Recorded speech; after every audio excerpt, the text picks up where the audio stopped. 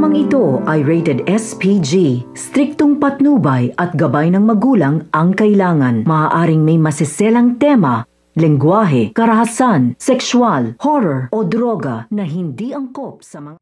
Naging mali nga ang desisyon ni Attorney Alon ng kalabanin niya nga itong si Patricia.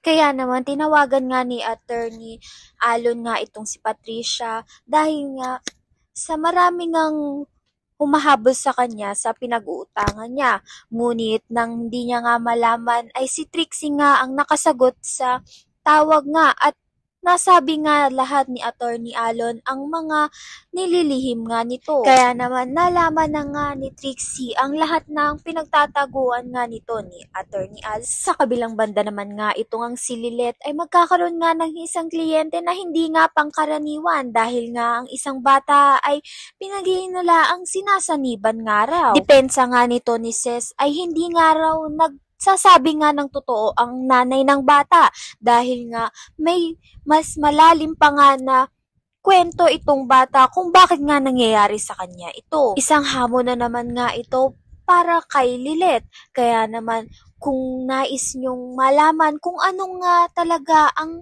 nangyari nga dito sa bata at kung paano nga matutuklasan nga ni Lilet ang katotohanan dito sa bata. Ayan nga ang susubaybayan natin sa susunod na episode. Maraming salamat sa iyong panonood.